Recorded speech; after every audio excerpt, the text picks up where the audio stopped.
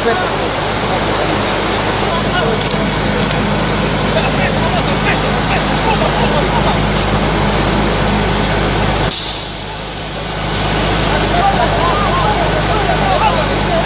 central debe chequear el...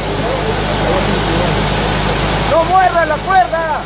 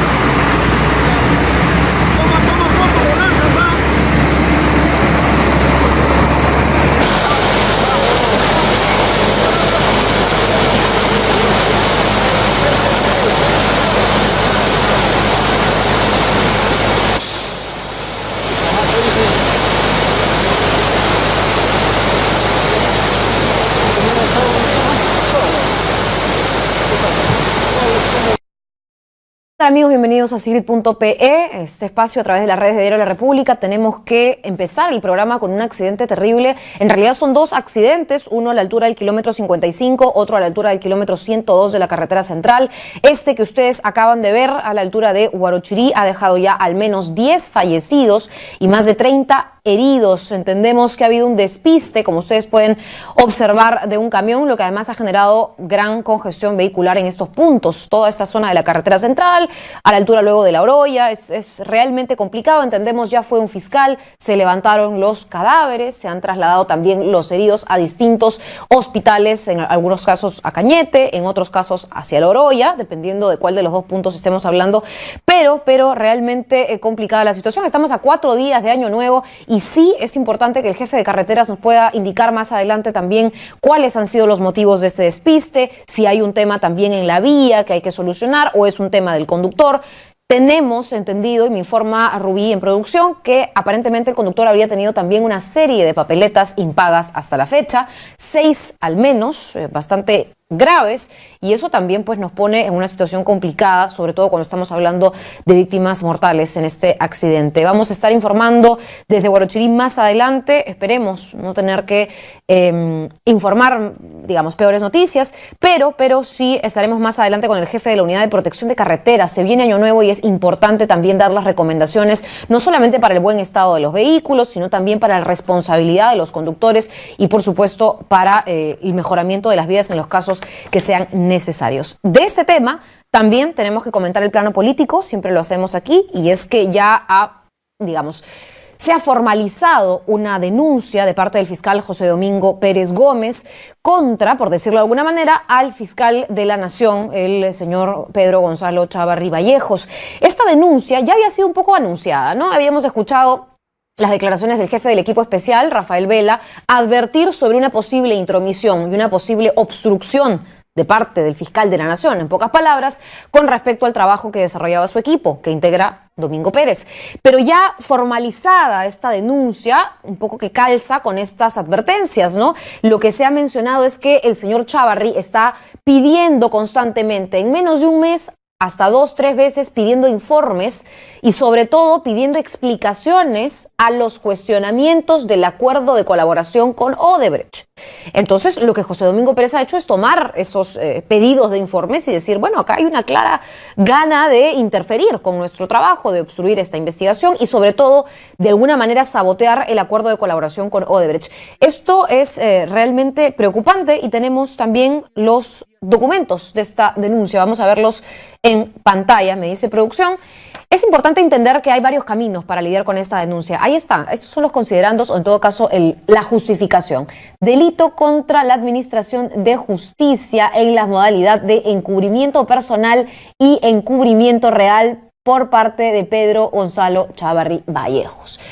Ahora, esto es el pedido de José Domingo Pérez. Pero ¿cuál es la respuesta del señor Chávarri? Ha puesto en Twitter, con respecto a la denuncia presentada contra mí el día de hoy, ahí está, por el fiscal provincial José Domingo Pérez, y ha puesto un comunicado. Bueno, ustedes ahí lo pueden revisar también.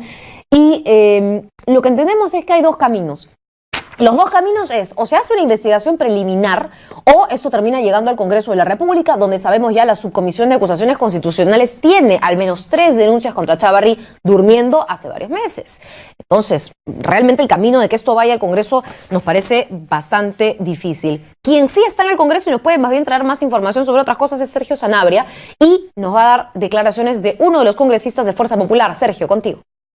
Así es, Sigrid, ¿qué tal? Buenos días. Esto ahora para informar desde el Congreso de la República. Estoy acompañado por el congresista Miguel Ángel Torres de Fuerza Popular. Vamos a conversar con él brevemente porque está camino ya a la Comisión de Justicia. ¿Qué tal, congresista? Voy a consultarle cómo toma esta denuncia que ha presentado el fiscal Domingo Pérez contra el titular del Ministerio Público, Pedro Gonzalo Chávarri.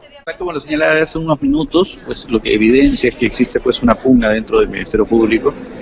Sería bueno, sería saludable invitar a una reflexión a cada uno de los miembros del Ministerio Público para que aúnen esfuerzos y busquen una posición institucional en aras de encontrar la verdad, más allá de las pullas, las peleas que pudiesen existir. Ahora, en el caso de lo que sucedió la última vez en el Consejo Directivo, esta especie de enfrentamiento que hubo entre el presidente del Congreso y la congresista Luz Salgado, ¿hubo oportunidad de que conversen entre ambos congresistas de su bancada? ¿Qué se va a plantear? ¿Alguna acción contra el presidente del Congreso? No tengo entendido de que hayan conversado.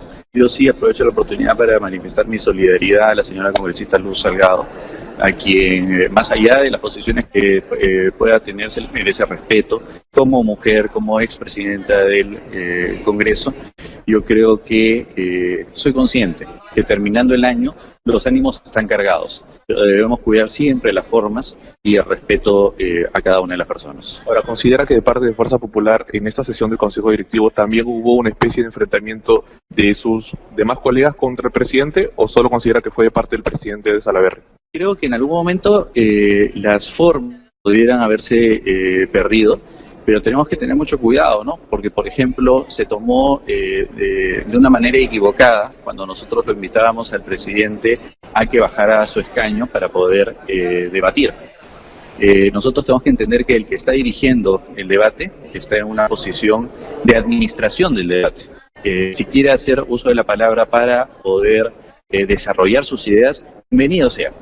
Pero, como siempre lo hacen los presidentes, sean de comisiones, sea del Parlamento, debe, por un tema saludable, democrático, pasar a un escaño y poder debatir el tema. Creo que hubiera sido lo más saludable. ¿Se ha evaluado conversar con un congresista o llevarlo a alguna comisión? No se ha evaluado nada al respecto. La última, ¿se ha conversado o se está viendo el tema de que posible regreso de Kenji Fujimori al Congreso? ¿Qué opinión le merece esto? Yo lo que comentaba a sus compañeros era que tenemos que ser respetuosos de las formas, ¿no? El Pleno del Congreso de la República, tengo entendido que lo que aprobó fue la suspensión, solicitarle que den paso al costado mientras se resolviera el tema de su proceso ante la justicia. Yo más bien invocaría al sistema de justicia que aceleremos al máximo el tema para poder tenerlo lo más pronto posible dentro del Parlamento. Sergio. Quiere hacer una consulta. A ver, Sigrid, te escucho. Solamente alguna reacción con respecto a la ausencia del señor Chávarri. Hoy fue citado a la Comisión de Justicia y no ha asistido. A ver, le traslado tu pregunta. Sigrid me consulta que en breve ya sesiona la Comisión de Justicia y sí, entiendo, solo para consultarle, el fiscal de la Nación no ha llegado, no va a venir. ¿Cómo ve esto? ¿Qué le genera a usted? Bueno, esperemos, porque en realidad la invitación ha sido hacia varias autoridades Por ejemplo, en el caso de la Comisión de Constitución no pudo asistir y mandó a un fiscal adjunto, un representante. Lo importante es conocer la posición que tiene la institución, ¿no? Y yo saludo que se haya convocado el día de hoy a esta Comisión de Justicia. No soy titular, soy accesitario, pero me interesa muchísimo. He podido revisar el proyecto de ley enviado de parte del Ejecutivo y hay algunas cosas que me gustaría que nuestros invitados nos pudieran ilustrar al respecto. Ahora, en aras de que se impulsa esto, ¿no era importante la presencia del fiscal? Pese a que es válido que venga un representante. Sí, siempre va a ser saludable. Ahora, preguntémosle a él cuáles han sido los motivos por los cuales no ha podido asistir, ¿no? Okay, muchas gracias, Teo, alegrante. Bien, sigue el congresista entonces, sí. Miguel Ángel Torres, que ya se está yendo rápidamente a la Comisión de Justicia, donde al parecer hoy tampoco llegará el presidente o el titular del Ministerio Público, Pedro Gonzalo Chávarri. En un momento ya ingresamos a la sala para llevar los alcances en esta sesión de hoy. Tú lo has dicho perfecto, Sergio, y muchas gracias. Tampoco ha llegado, porque es la segunda vez, entiendo yo, que tampoco se hace presente el señor fiscal de la Nación. Sí preocupa, porque que vaya cualquier representante del Ministerio Público a llevar la voz de esta institución no nos asegura que sea la voz de esta institución si hay pugnas dentro. Entonces, sí sería bueno que el señor Chávarri explique el porqué de su ausencia, si es que no llega, en todo caso, con algunos minutos de retraso. Para ello tenemos a Sergio ahí pendiente. Vamos a comentar este y otros temas con Fernando Tuesta Soldevilla, mi invitado el día de hoy, es el presidente de la Comisión de Alto Nivel de Reforma Política, que me ha asegurado, además, ya empezaron a trabajar. ¿Cómo está, señor Tuesta? ¿Qué tal? ¿Cómo estás? Gracias. Cuéntenos un poquito. Ustedes empiezan sus funciones el 1 de enero, pero entiendo ya están avanzando y agendando reuniones precisamente con autoridades, ¿no? No, lo que estamos haciendo es ver todos los aspectos administrativos, logísticos, de coordinación con las autoridades, porque claro, nos deben de proveer, en la misma resolución señala, todas las facilidades para poder trabajar. Nos instalamos en realidad los primeros días de enero, ¿no? Y claro, dentro de lo que he señalado es que es con un acuerdo que vamos a hacer dos cosas en términos, digamos, metodológicos. Uno, recoger todas las iniciativas de reforma que se han hecho a lo largo de los últimos años. Por ejemplo, el informe de la comisión que trabajó el gobierno de transición, es un informe muy interesante. El informe de la Comisión de Constitución en el 2002 con Henry Pease sobre la reforma de la Constitución, que son incluso varios volúmenes. El informe de la Comisión del 2012 encabezado por el congresista Javier Díaz-Canseco. El Código Electoral de los organismos electorales, que fue presentado por el Jurado Nacional de Elecciones tanto el 2011 como el 16, así como el informe y el proyecto presentado por la congresista Patricia Donaire. Entonces vamos a recoger eso, los proyectos de ley, y de la misma manera vamos a conversar con autoridades, partidos políticos, instituciones de la sociedad civil, para poder, digamos, proveernos de ideas y que nos también presente, si es el caso, algunas propuestas, ¿no? Yo le consultaba esto de las reuniones porque entendía, usted se acaba de presentar, me parece, en Canal N, anunciaba un poco posibles reuniones con la congresista Bartra y con el propio congresista Daniel Salaverry, que ahora justo estábamos mencionando al iniciar el programa, ¿no? La comisión va a trabajar efectivamente muchas propuestas, pero nos tenemos, repito, que nutrir además de las ideas de manera también institucional, cómo van a ser, que están pensando el Congreso de la República y, por cierto, el presidente del Congreso. De la misma manera, la comisión que tiene que ver estos temas, que es el caso de la Comisión de Constitución, ¿no? Eso de todas maneras, que preside la congresista Rosa Bartra. Las bancadas, fundamental, ¿no?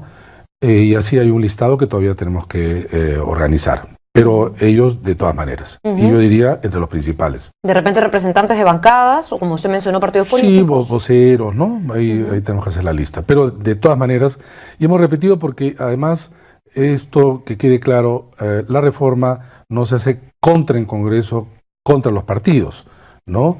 No podemos darle espalda a quien es la institución representativa. Y tenemos que, de alguna manera, pues relacionarlos de esa manera, mejor dicho, ¿no? Conversando, que nos entreguen si es que ellos consideran pertinente. Nosotros no vamos a obligar a nadie, no vamos a exigir, nosotros no reemplazamos, somos una comisión consultiva. De acuerdo. ¿No? Tal como lo señala la resolución. Nos han dado este encargo, de manera libre, nosotros actuamos autónomamente, vamos a entregar recomendaciones y proyecto de ley al presidente para, en nombre del Ejecutivo, lo valoren, hagan suyas las que crean convenientes y seguramente por acuerdo del Consejo de Ministros lo presenten al Congreso. En este recorrido ya la Comisión dejará de actuar y ya seguirá su propio curso, ¿no? Dentro de toda esta primera fase logística, de instalación, porque ustedes arrancan, ¿no es cierto?, el próximo año, pero sí quería preguntarle, ¿hay algún cronograma, algunos plazos que se estén marcando, fijando o que se planteen aquí a futuro? Bueno, el único plazo cierto es que tenemos 2 meses. Claro. Vale decir que en los primeros días de marzo tenemos que entregar el informe y así será, ¿no? Ahora, claro, esto ha sido en estos días difíciles entre fiestas, ¿no? Había que pues, coordinar también las agendas y es por eso que claramente nos vamos a instalar los primeros días de enero. Y ahí vamos a decidir todos estos aspectos que tienen que ver con el listado de las personas, qué días, etcétera, pero también el propio trabajo de la comisión. Que es un trabajo, además, muy de gabinete, en el sentido que la reflexión tenemos pues que hacerla aterrizar en propuestas que además puedan ser de posible realización, porque uno puede presentar pues una cosa muy interesante, muy seductora, pero que no se puede realizar, pero que además, cuando decimos realista, es claramente el próximo año. ¿Por qué? O sea, sí hay unos plazos concretos para poder al menos dejar sembrado. Claro, pero el plazo no lo damos nosotros. Okay. El plazo es así. El 2016 se modificó una norma que establece ahora que un año antes de la elección no se pueden modificar las normas, la regla de juego. De acuerdo.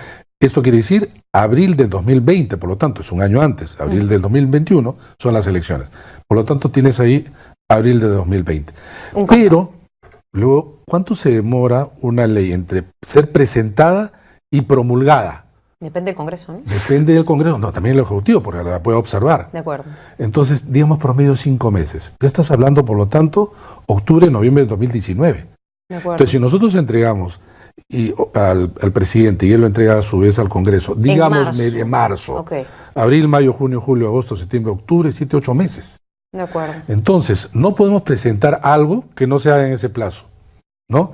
Hay que pisar el acelerador hay en todas las instancias. Hay que pisar por un lado el acelerador nuestro, porque luego viene los otros que deben de pisar el suyo, ¿no? El Ejecutivo y luego el Congreso de la República. Ahora, por ejemplo, si hay, y seguramente habrá, algunos proyectos de modificación constitucional, tienes con las justas. Primera legislatura hasta julio y segunda legislatura hasta diciembre, aunque diciembre ya estaría fuera del plazo. Creo que hay la posibilidad de hacerlo una legislatura también con 2/3 la votación, no sé si hay una... No, lo que se hace si es reforma constitucional, sí. Se requiere 2 legislaturas con la votación de al menos 2/3 del número de congresistas, 87 congresistas de los 130 aproximadamente, ¿no?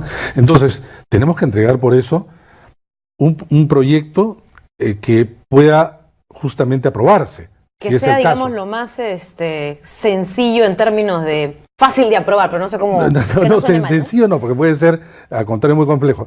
Que en todo caso, el número, además de temas, va a tener que de todas maneras ser acotado. Claro. Porque si es que o pueden poner prioridades, de repente decirme, estas son las primeras normas. Uno puede decir, y dentro de las recomendaciones incluso uno podría poner, por ejemplo, miren, en este plazo de tiempo se puede aprobar esto, pero a futuro o inmediatamente después es necesario que se discutan estas otras, pero ya no se desarrolla, ¿no? Entonces hay pues toda una trama que va entre, por un lado, los tiempos y los plazos, y por otro lado, las voluntades, la voluntad política, ¿no? Y no solamente tiene que ver la voluntad de la comisión que usted preside, sino la sin voluntad duda, no, del resto para implementar. Y en eso es muy importante lo que acaba de señalar, porque hay que ser claro. Nosotros no reemplazamos ni al Ejecutivo ni al Parlamento. 2, tenemos limitaciones propias de cualquier comisión. Somos una comisión consultiva, como puedo haberlo, como por ejemplo, yo participo en una comisión también consultiva de la Comisión de Constitución del Congreso, desde el 2006 de manera ininterrumpida, pero todo lo que se propone allí no necesariamente tienen que decidir, Claro. quienes deciden Pues son los depende de congresistas. Con respecto a eso, Fernando, y yo quisiera comentar algo que a mí me parece polémico, no se está discutiendo mucho, estamos en una mala época para discutir cosas polémicas, pero el premier César Villanueva anunció ayer que el Ejecutivo no va a insistir más en un tema que no pasó, nos guste o no, y como lo haya interpretado la gente, que es el tema de la bicameralidad. El Ejecutivo no va a insistir en la bicameralidad, pero el señor premier ha dicho que no corta la posibilidad de que el Congreso pueda tomar nuevamente el tema de bicameralidad como suyo. No sé si hay algunos candados, si hay que esperar 2 años o no, pero ¿cómo ven ustedes como comisión que va a plantear reformas políticas concretas meter nuevamente ese tema? Como comisión no te puedo decir porque Todavía no, hemos ok. discutido. Pero Sin como embargo, Fernando, tú estás solevilla, sin quizás embargo, hay una sin opinión. embargo, no, yo he tenido una opinión. Es más, se puede rastrear fácilmente en los artículos, declaraciones, etcétera. Yo he estado a favor de la bicameralidad, es más, voté a favor, pero es una opinión de 5.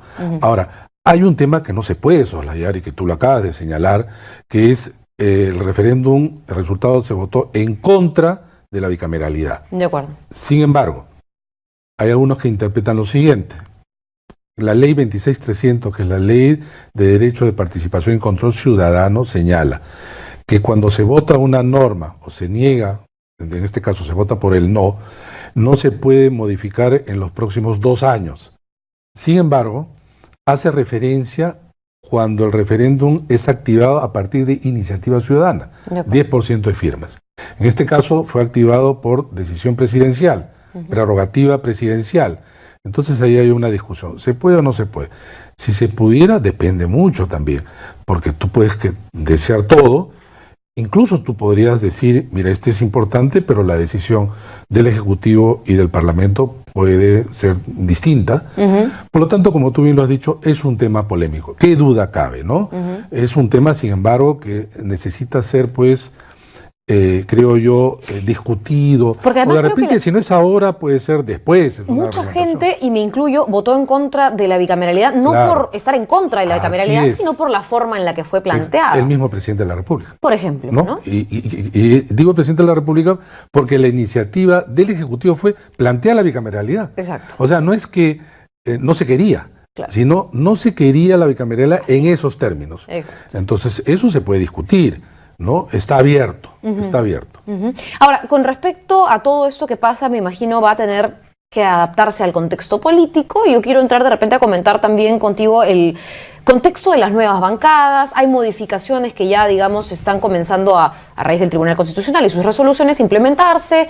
¿Cómo va a agarrar ese trabajo de su comisión? Y además usted participando ya desde hace algunos años en la Comisión de Constitución, el trabajo del Congreso. Ya hay 2 nuevas bancadas que se han constituido, pero entendemos pueden haber más. Hay todavía algunos no agrupados ahí, ¿no? Claro, nosotros nos vamos a reunir, no vamos a entrar al tema del debate de ninguna manera, pero nos vamos a reunir con todas las bancadas obviamente oficiales, pero también nos vamos a reunir con partidos, Ok. porque acuérdate que hay partidos que estando inscritos no tienen bancadas.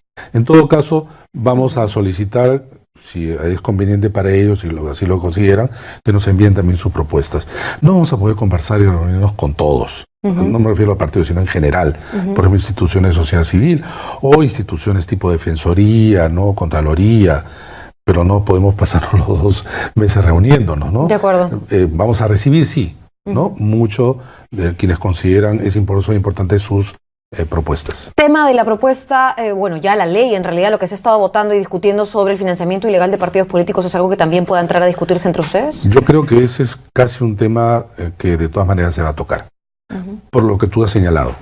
O sea, el referéndum ratifica la reforma constitucional sobre 2 aspectos, pero que sin embargo creo que debe ser mirado, esto a título personal, de manera más amplia.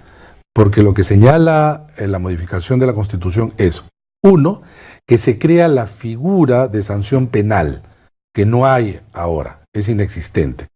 Y 2, señala esta reforma que al margen del financiamiento público indirecto, en el caso nuestro, franja electoral, ¿De acuerdo? los partidos y candidatos no pueden comprar espacios en radio y televisión. Esto es muy importante. Y acá una aclaración. El Estado ya financia las campañas desde el 2001. contra los que uno dicen el Estado va a comenzar a financiar. No, desde el 2001. Hace 17 años que financia, ¿no? Tanto a nivel nacional como a nivel regional. Lo que no van a hacer ahora es que los candidatos y partidos al margen de la franja van a comprar espacios. Esto es muy importante, porque del universo, del total del gasto de campaña, 75% iban justamente a la compra. Es muy caro anunciar en televisión. Clarísimo, carísimo. Entonces tú reduces al 25%. Este es un gran avance. Y contra lo que se ha dicho, debo decir lo siguiente. La propuesta del Ejecutivo fue mejorada por el Congreso, que es la que incorpora estos dos aspectos. Y entonces, no, eso lo quiero subrayar, claro, porque muchas veces se dice que en realidad es como si las propuestas del Ejecutivo pasaron tal cual. No es cierto, lo mejoraron. Y en realidad de las 4 de referéndum, 3 eran coincidentes. De acuerdo. Lo único que diferenció fue la 4, que era la bicameralidad. Hubo cierta presión, al comienzo habían cosas que no sin cuadraban, sin duda, pero lo hicieron y lo hicieron bien. Digamos, ahí nos queda también un poco de esperanza en el trabajo que vaya a suceder de aquí para adelante, pero solamente de referéndum tampoco, digamos, podemos guiarnos porque hay una ley de financiamiento ilegal de partidos políticos que se está desarrollando muy aparte del referéndum. También quisiera hablar de esa discusión porque es una ley que además se ha pedido reconsiderar a la luz de que ya existe un delito de lavado de activos que se estaría de alguna manera reconfigurando en esta nueva norma. Mira, esa es la discusión que también está pendiente. Claro, pero nosotros vamos a recoger todas las iniciativas que ha habido, habrá las propias, y vamos a presentar probablemente en este caso de financiamiento, estoy hablando de un campo tan amplio, una propuesta, pero no vamos a entrar al debate si es que esa ley debe ser de tal o cual manera, porque nosotros vamos a pensar el tema de la relación siempre compleja entre dinero y política al interior de los artículos del financiamiento al interior de la ley de organizaciones políticas, que son del artículo 29 al 42. Todo eso forma parte del paquete del financiamiento en la ley. Pero la recomendación de su equipo podría ir en contra de alguna ley que ahora esté, digamos, No, recomendación no. Yo creo que en ese caso no, simplemente presentar la propuesta. No, pero ya con el solo hecho de presentar un proyecto de ley que puede ser igual o distante o distinto, simplemente es parte de lo que vamos a hacer. Temas que puedan lindar con lo judicial, con lo que sucede en el Ministerio Público, eso tampoco lo van a ver. No, porque eso ha sido, digamos, tomado, o de alguna manera lo pueden tomar o retomar, la Comisión de Reforma de Justicia. No vamos a tocar ese campo. ¿Y usted, como Fernando Tuesta, puede opinar? Yo no sé, le pregunto sobre lo que está pasando en el Ministerio Público o tampoco. No, en estos 2 meses tratando de abstenerme de dar opinión sobre estos temas, ¿no? Es que no quiero que se desvirtúe, desatienda. Entiendo, pero mucho se está hablando de obstrucción. A ver, lo digo ya no por el Ministerio Público. Se quiere obstruir el trabajo de la comisión, digamos, del equipo especial. Se quiere obstruir la propia Rosa Bartra, ha denunciado que no la dejan trabajar tranquila en la Comisión de Constitución. En fin, que el señor Salaverry agravia. Todos están ahí un poco con los ánimos caldeados a fin de año, a pesar de que no ha habido mayores sobresaltos. ¿Cree usted que va a haber alguien que intente obstruir la labor de la Comisión de la Reforma Política o cree usted que va a tener más bien el apoyo que es el que están buscando ahora? Yo lo único que quisiera es para ver qué vaticina Fernando Tuesta. Yo lo único que quiero es que mis opiniones no obstruyan el trabajo de la reforma política. Entonces, sobre esos temas, al margen no quisiera opinar, por lo menos en lo que va del encargo, ¿no?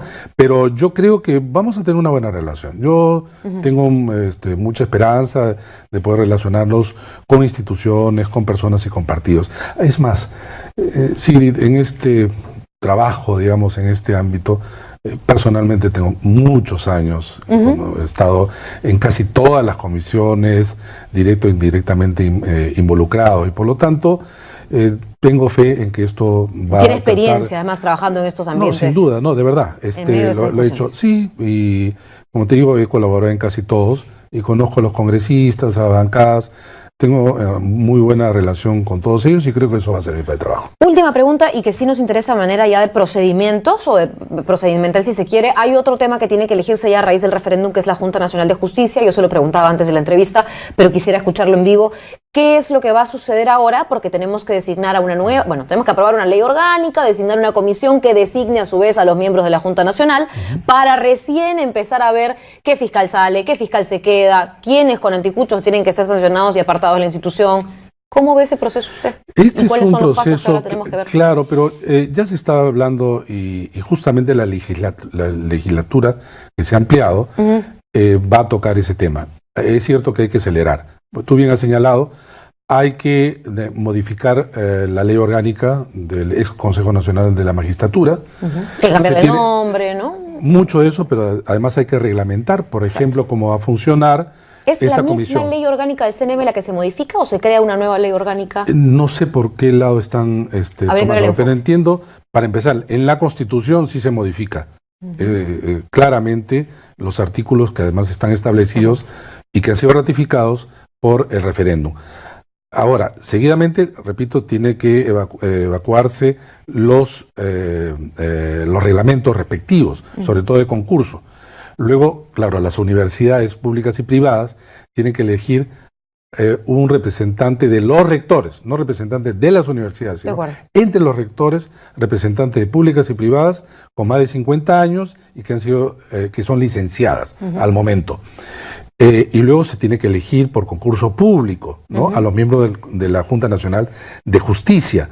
Ellos se tienen que instalar y luego tienen que empezar, por un lado, todo lo acumulado sobre nombramiento, ratificación, en algunos casos quizá remoción. Por ejemplo, el jefe de OMPE está suspendido. De acuerdo. Hace meses. Y todavía su cargo no lo puede ver nadie hasta que no se instale la Junta. Manuel Cox es justamente el quien reemplaza el encargado, ¿no? Y él va a tener que estar a la cabeza de la institución hasta que se convoque a concurso, se elija al nuevo jefe de OMPE. Entonces tiene varios meses. Igual, por ejemplo, Jorge Iribarren, jefe nacional de RENIEC, termina su mandato en fin de febrero o inicio de febrero.